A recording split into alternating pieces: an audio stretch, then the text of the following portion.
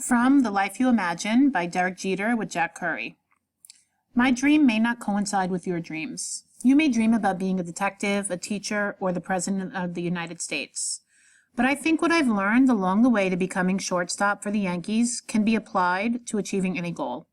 We're not just talking baseball here. We're talking about life, about realizing goals, and about living dreams, no matter what they are.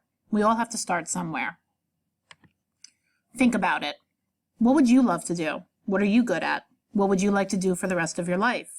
These are serious questions that you might not feel like answering before you graduate from high school. But you really should think about them as soon as possible.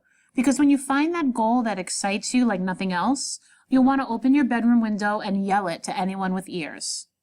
If you don't set goals, you're not going to have dreams either. The goals are the achievements along the way to get to your dreams. One day, when I was a freshman at Kalamazoo Central High School, I opened up USA Today and saw that they had picked Tyler Houston of Las Vegas, Nevada, as the high school player of the year. I was envious. So I thought ahead 3 years, how great it would be to be the high school player of the year. So I made it a goal. I told my mother. I was 14 years old, and I looked 12 because of the twigs that I had for arms and legs. But responding as matter-of-factly, as if I'd asked for another piece of chicken parmesan, she told me that was an excellent goal. 3 years later, before my senior year, I was lifting weights at high school with some other baseball players. They were talking about how USA Today picks a player of the year. I had batted .557 with 7 homers in my junior year and was already considered one of the finest high school players in the country. Now my goal was much more practical than when I had first mentioned it to my mother, but I didn't say anything to my teammates between bench presses.